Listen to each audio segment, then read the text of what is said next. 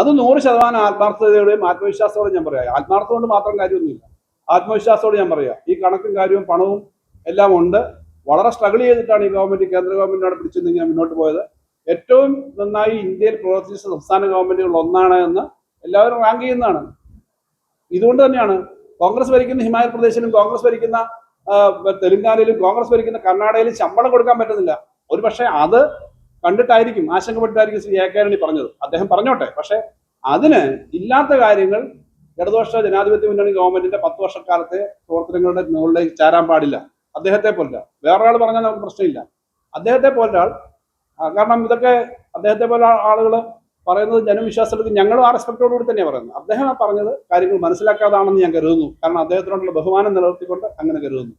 കാരണം മനഃപൂർവ്വം പറയത്തില്ലല്ലോ അദ്ദേഹത്തെ പോലെ ആൾ. അപ്പൊ അദ്ദേഹം അത് മനസ്സിലാക്കിയിട്ടില്ല. എല്ലാ ഡേറ്റയും ഡീറ്റെയിൽസും കൊടുത്ത് അദ്ദേഹത്തെ കണ്ട് സംസാരിക്കണം എന്ന് ആഗ്രഹിക്കുന്നു. അദ്ദേഹത്തിനോടത് ഡീറ്റെയിൽസ് കൊടുക്കാം. നിങ്ങൾ പരാജയപ്പെടുമെന്നും UDF വരുമെന്നും ധരിച്ചവരല്ല. കാരണം ഒന്നാം പിണറായി സർക്കാരിന് ശേഷം രണ്ടാമത്തെ LDF ഗവൺമെന്റ് അന്ന് വരുമെന്ന് ഇത്രയും ഇങ്ങനത്തെ ഒരു അനുഭവം നമുക്കില്ല. ആദ്യമായിട്ട് അങ്ങോട്ട് ഗവൺമെന്റ് തുടർച്ചയായിട്ട് വന്നപ്പോൾ ആ ഉത്തരവാദിത്തങ്ങളെല്ലാം ഞങ്ങൾ ഏറ്റെടുത്തു. വലിയ ഉത്തരവാദിത്തങ്ങളായിരുന്നു ഉണ്ടായിരുന്നത്. ശമ്പള പരിഷ്കരണത്തിന്റെ വലിയ ബാധ്യത ഉൾപ്പെടെ ഒറ്റ വർഷം കൊണ്ട് 30,000 കോടിയിലധികം വരുന്ന ചെലവ് വർദ്ധിക്കുന്ന തരത്തിലേക്കുള്ള ബാധ്യതകളെല്ലാം ഏറ്റെടുത്തു. കോവിഡ് കഴിഞ്ഞുള്ള സമയമായതുകൊണ്ട് അതിന്റെ വലിയ പേയ്മെന്റുകൾ കൊടുക്കാനുള്ള അതെല്ലാം കൊടുത്തു. അപ്പൊ ഇപ്പൊ ഈ ഗവൺമെന്റിന്റെ കാലാവധി കഴിയുമ്പോൾ വീണ്ടും ഒരു ഗവൺമെന്റ്, ഇടതുപക്ഷ ഗവൺമെന്റ് തന്നെ വരാൻ സാധ്യതയുണ്ടെന്നാണ് ഞങ്ങൾ പ്രതീക്ഷിച്ചത്. എന്തായാലും അതനുസരിച്ച് തന്നെയാണ് ബഡ്ജറ്റ് തയ്യാറാക്കിയത്. അതനുസരിച്ചുള്ള പ്രഖ്യാപനങ്ങളാണ് ഞങ്ങൾ നടത്തിയത്. ഈ വർഷം സാമ്പത്തിക സ്ഥിതി കഴിഞ്ഞ വർഷങ്ങളെക്കാളും മെച്ചപ്പെട്ടിട്ടുണ്ട് എന്നുള്ളത് വളരെ ആത്മാർത്ഥമായിട്ട് ഞാൻ പറയുകയാണ്. കാരണം ഇത് ഞങ്ങൾക്ക് വീണ്ടും ഉത്തരവാദിത്വം ജനങ്ങൾ ഏൽപ്പിക്കുകയാണെങ്കിൽ ഭരിക്കേണ്ട തരത്തിലുള്ള കണക്കേ ഞങ്ങൾ അവതരിപ്പിച്ചിട്ടുള്ളൂ. ഒന്നാമത്തെ ഉദാഹരണം ഞാൻ പറയാം. ധനകാര്യ കമ്മീഷന്റെ ടാക്സിന്റെ ഡിവിസീവ് പൂളിൽ നിന്ന് ഞങ്ങൾക്ക് കിട്ടിക്കൊണ്ടിരുന്ന പണം 1.92% ഉണ്ടായിരുന്നുള്ളൂ 15ാം ധനകാര്യ കമ്മീഷൻ സമയത്ത്. അതിപ്പോ 2.38% വർദ്ധിച്ചു.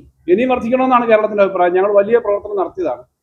ആ വർദ്ധിച്ചത് കാരണം കഴിഞ്ഞ വർഷം കിട്ടിയ ടാക്സിന്റെ ഡിവിസീവ് പൂളിൽ നിന്ന് കിട്ടിയതിനേക്കാളും 10,000 കോടി രൂപ അധികമാണ് ഈ വർഷം കിട്ടുക.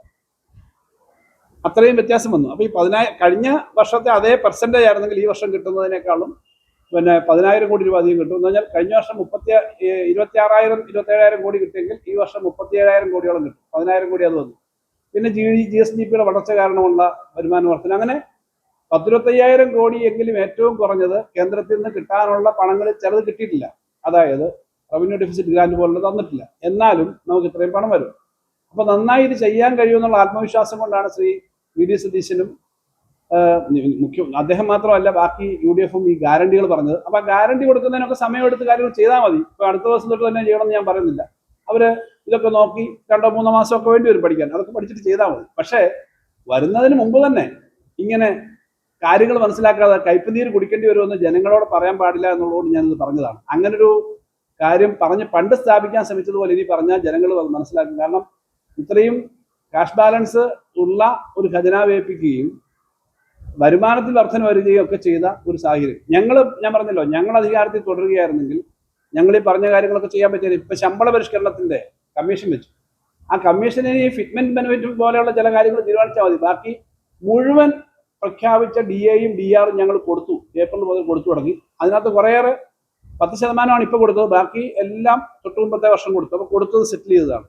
നവംബർ മാസം മുതൽ നമ്മുടെ സ്ത്രീ സുരക്ഷാ പദ്ധതിയുടെ ഭാഗമായിട്ടുള്ള പണവും 1000 രൂപ വെച്ച് സ്ത്രീകൾക്ക്, പിന്നീട് 2000 രൂപയാക്കി ക്ഷേമ പെൻഷൻ, ഇതെല്ലാം ഞങ്ങൾ കൊടുത്തുകൊണ്ടിരിക്കുകയാണ്. അപ്പൊ അതെല്ലാം കൊടുക്കാനുള്ള പണമുണ്ട്. ഇതുവരെ ഒരു ദിവസമെങ്കിലും കേരളത്തില് ഇതങ്ങനെ നിന്നുപോയോ? പത്രപ്രവർത്തകർക്ക് അറിയാമല്ലോ, പത്രങ്ങൾക്കുള്ള പരസ്യത്തിന്റെ പണം ബഡ്ജറ്റിൽ വെച്ചതിന് 50% അധികം കഴിഞ്ഞ പ്രാവശ്യം കൊടുത്തു. എന്നുവെച്ചാൽ ബഡ്ജറ്റിൽ വെച്ചത് കൊടുത്ത് 100 രൂപയാണെങ്കിൽ 50 രൂപയും കൂടെ എക്സ്ട്രാ കൊടുത്തു. കാരണം മുഴുവൻ പഴയ പത്രങ്ങൾക്കൊക്കെ സാമ്പത്തിക ബുദ്ധിമുട്ടുള്ള കാലമാണ്. അതുകൊണ്ട് പഴയ പെൻഡിങ് ഒക്കെ കൊടുത്തു. ഇങ്ങനെയെല്ലാം ചെയ്തിട്ടുള്ള ഒരു ഗവൺമെന്റ് ആണ്. അപ്പൊ അതുകൊണ്ട് ചെയ്യേണ്ട കാര്യങ്ങൾ അതുകൊണ്ടാണ് ശ്രീ എ കെ ആന്റണിയെ പോലെ ബഹുമാനായ ഒരു ഉന്നത നേതാവിന് എന്തെങ്കിലും സംശയങ്ങളുണ്ടെങ്കിൽ അത് ദൂരീകരിക്കാനും കണക്കുകളുമായിട്ട് ഞാൻ അദ്ദേഹത്തിന്റെ അടുത്തേക്ക് പോവാം.